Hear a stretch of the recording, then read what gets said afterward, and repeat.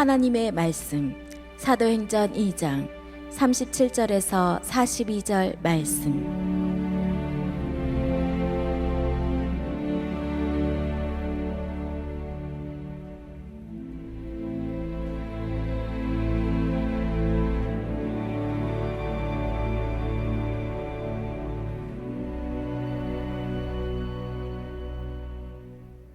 그들이 이 말을 듣고 마음에 찔려 베드로와 다른 사도들에게 물어 이르되 형제들아 우리가 어찌할꼬 하거늘 베드로가 이르되 너희가 회개하여 각각 예수 그리스도의 이름으로 세례를 받고 죄 사함을 받으라. 그리하면 성령의 선물을 받으리니 이 약속은 너희와 너희 자녀와 모든 먼데 사람 곧 주 우리 하나님이 얼마든지 부르시는 자들에게 하신 것이라 하고 또 여러 말로 확증하며 권하여 이르되 너희가 이 패역한 세대에서 구원을 받으라 하니 그 말을 받은 사람은 세례를 받음에 이날에 신도의 수가 3,000이나 더하더라. 그들이 사도의 가르침을 받아 서로 교제하고 떡을 떼며 오로지 기도하기를 힘쓰니라. 아멘. 이 시대는 지금 너무나도 어려운 문제가 발생되어 있습니다. 바이러스로 인해서 자유롭지 못한 시대가 되었습니다. 경제적인 문제가 심각하게 다가올 것 같습니다. 자녀들의 교육이 불투명해집니다. 빨리 새로운 교육 방법을 우리가 적응해야 합니다. 사회적 거리두기 때문에 사람과의 만남이 어렵게 만들어 놓았습니다. 개인주의가 더 심각하게 나타날 것 같습니다. 교회도 큰 문제가 발생합니다. 예배가 축소되고 모임이 축소되고 모임하는 그 자체가 눈치가 보이는 시점입니다. 이것 때문에 전도가 되지 않습니다. 마음껏 신앙생활을 하지 못하는 시대가 되었습니다. 이것이 풀리고 회복되기까지는 아마 시간이 많이 걸릴 것 같습니다. 여러분, 이런 상황을 어떻게 대처해야 합니까? 대안이 없습니다. 전도도 안 되고 집회도 힘들고 우리가 할 수 있는 것은 어떻게 해야 하는가를 찾고 있지만 정말 어렵습니다. 여러분, 이런 시대에 교회의 심각한 현상을 발견하게 됩니다. 교회가 왜 이런 시대에 어려움을 당하는가 봤더니 외부 세력으로부터 굉장한 공격을 받고 있습니다. 그 첫 번째 공격이 이단입니다.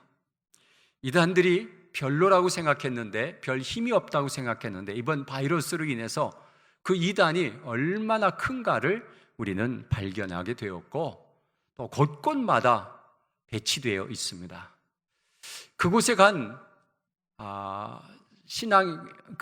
사람들은 우리 기성교회에 다녔던 사람들입니다. 그런데 그들이 그곳에 들어가서 이 교회를 향해서 계속해서 공격하기 시작합니다. 그래서 교회는 계속 이단들로부터 공격을 당하고 있습니다. 두 번째는 세상이 극도로 타락한 사람들이 교회를 공격합니다. N번방 사건, 음란한 사건을 보니까 여러분 참 너무하다라는 생각을 많이 합니다. 얼마 전 저도 모르는 단어를 검색하다가 이상한 사이트가 있어서 들어가 봤습니다. 깜짝 놀랐습니다. 음란 사이트였습니다. 너무나도 놀라운 충격적인 일들을 보았습니다. 그 전에 그런 곳에 들어가려면 주민등록번호 쳐라, 전화번호 넣어라, 또 돈 내라. 그래서 우리 어른들은 짜증나서 안 들어갑니다.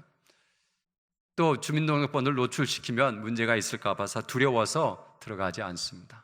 그런데 그런 것도 하나 없이 들어갔는데 너무나도 끔찍한 사건들이 그 안에 돌아다니고 있는데, 여러분, 이렇게 자유롭게 돌아다니는 것, N번만 사건만 뒤질 게 아니라 이런 것들을 사이트에서 다 내려버리도록 왜 정부는 그것을 막지 않는지 모르겠어요. 우리 젊은이들이 그곳에 다 접할 수 있는 거죠. 너무 쉽게 접하면 그 아이들이 어릴 적부터 그런 곳에 눈을 뜨게 되면 그런 끔찍한 사건을 저지르는 아이들로 자라난다는 것입니다. 마치 소돔과 고모라가 우리 안에 있구나라는 것을 깨닫게 되었습니다. 여러분, 그들은 교회가 이런 것을 죄로 여기기 때문에 교회에 다니던 사람도 이런 것을 보다가 가책을 느끼고 그것을 정리하는 게 아니라 교회를 떠난다는 사실입니다. 세상의 악함이 교회를 계속해서 공격합니다. 여러분, 어떻게 자녀들을 가방 속에다 어떻게 목을 메어둡니까? 사람을. 이렇게 악해진 이 세대는 선하게 살겠다고 하는 교회를 계속해서 공격해 들어옵니다. 세 번째는 바이러스 공격입니다. 바이러스로 인해서 교회가 예배를 못 드리게 하며 그로 인해서 많은 사람들이 교회를 떠날 것이라고 하는 예측을 합니다. 네 번째는 사회 구조적인 공격입니다. 동성애가 정치화되었습니다. 우리 기도한 것처럼 차별금지법, 그로 인해서 여러분 소수인을 차별하지 말아야 된다고 하는 것은 우리 교회가 먼저 나서서 그 차별금지법을 주장해야 될 것이 교회입니다. 왜요? 하나님의 자녀는 다 똑같습니다. 그런데 그곳에서 슬쩍 동성애도 집어넣고 죄된 사람들이 하는 행동도 집어넣고 해서 그 포괄적인 차별금지법으로 함으로 인해서 죄인들도 차별받지 않도록 하는 것이 차별금지법에 들어있습니다. 여러분, 이것이 통과되면 동성애가 죄입니다라고 설교하면 고발당합니다. 벌금 물어야 되고 감옥에 가야 되는 시대가 이제 눈앞에 와 있습니다. 죄를 죄라고 말하지 못하는 것은 이건 얼마나 큰 문제입니까? 또 교회 안에서 진보와 보수가 나누어서 싸웁니다. 그래서 금기시합니다. 정치 얘기하지 말라라고 합니다. 근데 여러분, 서로 다름을 인정해 주시길 바랍니다. 틀린 것이 아닙니다. 다릅니다. 다른데 왜 싸우고 마음이 상해서 교회를 떠나고 교회는 다 잘못된 사람들이 모여 있는 것처럼 생각하고 교회를 떠나는 사람들이 많이 있습니다. 이런 사회적인 정치적인 구조가 지금 교회를 계속 공격하고 있습니다. 여러분, 이런 이유로 교회가 많이 힘들어지고 있고 교회는 점점 작아지고 있다는 사실입니다. 왜 이런 것이 되었을까라고 한번 생각해 보면 여러분, 힘의 논리였습니다. 힘의 논리. 힘의 논리는 힘이 센 쪽이 힘이 적은 쪽을 흡수해 갑니다. 그냥 가만히 있어도 자꾸 이렇게 흡수돼 들어가는 것이 힘의 논리입니다. 여러분, 한국 교회가 세상의 힘과 한국 교회의 힘이 예전에는 교회의 힘이 컸습니다. 70년대, 90년도 되면 여러분 그때는 교회의 힘이 커서 사람들이 교회로 많이 흡수돼 들어왔습니다. 그때는 어떤 시대입니까? 여러분, 교회가 정말 뜨거웠고 많은 사람들이 여러분 열심히 전도하고 뜨거웠고 그리고 기도원이 계속해서 생겨났고 그리고 산속마다 기도원이 얼마나 많았는지 모릅니다. 그리고 문제가 생기면 다들 기도원 다녀온다고 하고 금식하며 가서 기도했습니다. 여러분, 그런 상황 속에서 세상의 힘보다 교회의 힘이 더 커서 세상에 많은 사람들이 다 흡수되어 들어왔습니다. 2000년이 되고 나서부터 문제가 역전되고 있습니다. 아까 공격한다고 하는 네 가지의 공격이 그것은 세상의 힘이 커졌다는 것입니다. 그리고 교회의 힘은 약해지면서 이제 교회에서 다니던 사람들이 세상으로 계속 흡수돼 가는 것을 우리는 느끼고 있습니다. 그 흡수의 힘이 굉장히 세게 지금 다가오고 있습니다. 70년에서 90년 이때에는 대형 집회가 일어났습니다. 금식 기도가 있었습니다. 금요일마다 뜨거운 기도의 역사가 있었습니다. 그런데 그것들이 하나하나 문을 닫아가면서 여러분, 우리의 힘은 약해졌고 세상은 악해졌습니다. 그 힘이 너무 세서 우리 성도들을 세상으로 계속해서 흡수해 들어가고 있습니다. 여러분, 이것은 영적인 문제입니다. 영적인 문제예요. 여러분, 이런 영적인 문제에서 우리가 어떻게 해야 됩니까? 여러분, 교회가 힘이 있다는 것은 돈이 많다는 것이 아닙니다. 70년대, 90년대는 가난했습니다, 교회가. 그래서 더 기도했습니다. 그래서 영적으로 뜨거웠습니다. 여러분, 기도원에서 열심히 기도하며 성령 운동이 일어났습니다. 그리고 기도하면 병이 나왔습니다. 그리고 능력이 나타났습니다. 교회가 뜨겁고 강해서 사회에서 많은 사람들이 흡수되듯 교회로 들어왔습니다. 여러분, 2000년대 교회가 우리 성도님들이 잘 살게 되었습니다. 축복 많이 받고 살림도 넉넉하고 교회는 아름다운 교회로 건물을 다시 다 건축하고 헌금도 많아지었습니다. 그런데 영적으로는 계속해서 식어가서 이제는 교회가 영적인 능력이 없는 것처럼 되어버리고 사회는 악한 영들이 교회에 있는 영들을 흡수해 가고 있습니다. 여러분, 이 사태를 빨리 극복하지 못하면 얼마 후에 교회는 점점 문을 닫게 될 것입니다. 지금도 수많은 교회들이, 개척교회들이 문을 닫고 있습니다. 여러분, 인정하십니까? 인정하십니까? 어떻게 해야 됩니까? 교회의 힘은 어디서 나옵니까? 교회의 힘은 성령께서 주십니다. 영적인 싸움이기 때문에 돈으로 안 됩니다, 여러분. 영의 세계를, 성령 충만은 영의 세계를 여는 것을 말하고 있습니다. 그리고 능력을 받는 것을 말하고 있습니다. 구약은 율법의 선지자들의 강령에 의해서 이루어진 세계라면 신약의 세계는 성령의 임재를 통해서 새로운 세상을 경험하게 만드는 것이 신약입니다. 구약은 한 민족을 선택해서 구원의 역사를 이루시기를 원하는 계획이었다면 신약은 성령을 통해서 여러 민족을 구원하시려는 하나님의 계획에 있습니다. 눈을 뜨시고 저를 좀 보시면 좋겠습니다. 악한 세력이 지금 우리는 눈을 감게 합니다. 여러분, 성령의 시대입니다. 성령의 시대. 구약은 율법을 지켜 행하며 냉철한 사고와 절제된 거룩한 행동이었다면 신약은 성령 충만한 뜨거운 가슴으로 어느 누구에게나 다가가서 행동 있는 신앙의 삶을 말하고 있는 것이 신약의 성령 충만함입니다. 믿으십니까? 여러분, 우리는 신약 안에 살고 있습니다. 신약 안에 사는 사람들이 냉철한 사고와 절제된 거룩한 행동으로 살아가면 착한 사람으로 남아버리고 맙니다. 하나님은 착한 사람 만들려고 자신의 아들을 십자가에 죽게 하신 것이 아닙니다. 십자가에 죽으신 예수님을 본받아 뜨거운 가슴으로 십자가 지고 따르라고 하셨습니다. 그런데 십자가 지는 일이 너무 어렵습니다. 힘듭니다.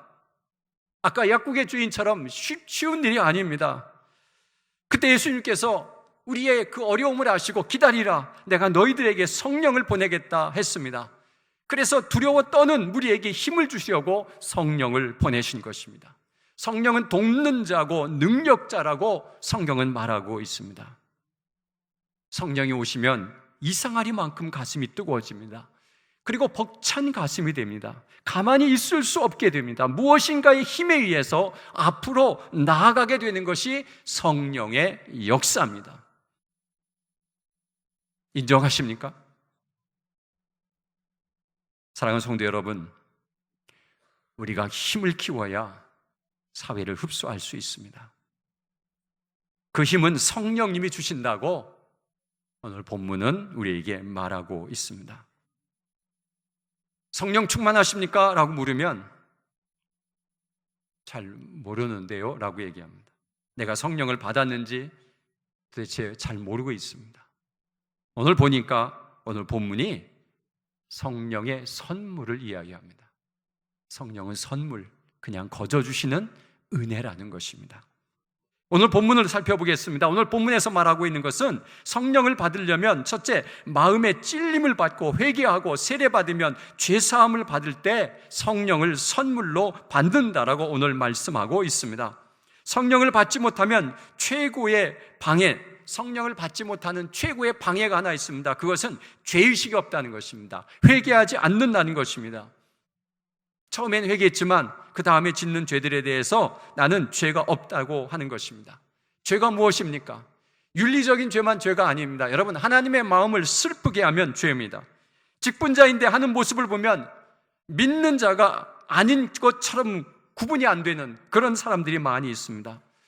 그럴 때마다 하나님 슬퍼하십니다. 제발 차든지 덮든지 하라, 주님은 말씀하고 있습니다. 마치 착한 사람처럼 미지근한 상태로 그만 교회만 다니면 구원이 있다는 생각에 사로잡혀서 덮지 않게 찬 것처럼 살아가는 구약의 형태로 신앙생활을 하는 걸 하나님의 마음에 슬퍼하십니다. 교회에 많은 사람들이 상처받고 떠납니다. 여러분, 교회는 사랑을 제일의 가치로 여기고 있습니다. 그런데 왜 상처를 받습니까? 굉장한 모순입니다. 사랑하자고 그렇게 외치는 것이 교회인데 왜 상처를 받고 떠납니까? 왜 사랑을 외치는데 교회에 분쟁이 있습니까? 이것이 다 죄입니다. 그래서 성령 충만이 안 옵니다. 사랑하는 성도 여러분, 회개합시다. 우리의 죄를 찾아냅시다. 죄가 있는 이상 성령은 우리에게 충만함의 역사가 나타나지 않습니다. 하나님 앞에 철저히 회개해야 성령을 선물로 받는다고 오늘 분명히 말씀하고 있습니다. 두 번째는 성령의 충만하면 패약한 세대에서 구원받는 자들의 수가 늘어납니다. 오늘 본문의 사건이 놀랍습니다. 그들이 우리가 찔리면 어떡하나? 우리 어떻게 하면 좋아요? 베드로의 설교를 듣고 우리 어떻게 하면 좋아요? 우리가 예수를 죽였네요. 그가 부활하셨네요. 우리는 어떻게 하면 좋습니까? 회개하라. 그러면 너희들에게 성령을 선물로 주리라. 그래서 그들이 모두 회개했습니다. 회개해서 나타난 현상은 3,000명이 세례받고 예수 믿은 것입니다. 정말 놀라운 역사가 일어납니다. 제자들이 막 나가서 전도한 것 아닙니다. 여러분, 설교 한 편으로 인해서 수많은 사람들이 은혜 받고 주님께로 돌아오는 역사가 일어났습니다. 사랑하는 성도 여러분, 그 시대는 패역한 시대입니다. 패역한 시대는 뭐냐? 로마가 자기 마음대로 합니다. 그리고 믿는 자들이 예수 그리스도를 죽임으로써 예수 믿는 자들을 잡아서 가두려고 하고 죽이려고 하는 그런 세대입니다. 그런 세대 속에서 예수 믿는 자가 3,000이나 된다는 것이 말이 됩니까? 여러분, 그러나 뜨거운 성령의 역사가 있으면 이 패역한 세대에서도 구원받는 자의 수가 늘어난다고 하는 것을 우리는 이 본문을 통해서 믿게 되는 것입니다. 이 세대는 패역한 세대입니다. 악이 극에 달하고 있습니다. 이런 때 우리가 해야 될 것이 나가 전도도 못합니다. 아무것도 할 수 없습니다. 우리가 해야 될 일이 무엇인가 봤더니 성령의 충만함을 받아야 될 줄로 믿습니다. 이것이 우리의 힘이고 이것이 크면 세상이 우리에게 흡수되어 들어온다는 사실을 오늘 본문에서 깨달아야 됩니다. 세 번째는 성령 충만하면 가르침을 받고 서로 교제하고 떡을 떼고 기도에 힘쓰는 일들이 일어난다고 오늘 본문은 이야기합니다. 여러분, 가르침이라는 것은 말씀을 읽고 말씀을 듣는 것입니다. 여러분, 오늘 영상에서도 그분이 성경을 쓰고 있는 것을 발견했습니다. 여러분, 그리고 교제는 서로 사랑하는 것입니다. 서로 섬기는 것입니다. 떡을 떼는 것은 음식을 나누는 것을 말하고 있습니다. 마치 천국과 같은 교회를 만드는 것이 성령 충만함으로 일어난다는 사실입니다. 여러분, 서로 섬겨줍니다. 서로 사랑합니다. 그리고 은혜가 있습니다. 말씀의 은혜가 있습니다. 그리고 음식이 풍성합니다. 그리고 기도하며 성령의 충만함을 유지해가는 것이 오늘 본문의 말씀입니다. 여러분, 결론 맺겠습니다. 사랑하는 성도 여러분, 기도함으로 성령의 충만함으로 가슴이 뜨거워지시기를 간절히 바랍니다.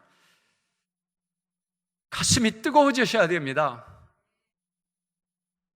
기도는 자신이 누구인가를 깨닫게 해줍니다. 자신의 존재를 재인식하게 하는 것이 기도입니다. 열심히 기도하면 너는 하나님의 자녀다라는 것이 깨달아지고 내가 해야 할 사명이 무엇이고 내가 이 세상에서 어떻게 살아야 하는가를 주님께서 마음속에 감동으로 느끼게 해주시는 것입니다. 그러면서 가슴이 뜨거워지는 것입니다. 여러분, 냉랭한 가슴으로 신앙생활을 하면 안 됩니다. 성령으로 뜨겁게 되시기를 간절히 축원합니다. 가슴 뜨거운 성도들, 여러분 가슴 뜨거운 성도님들이여 일어나십시오. 성령께서 이 패약한 세대에서 구원받는 자를 보내주실 것을 저는 믿습니다.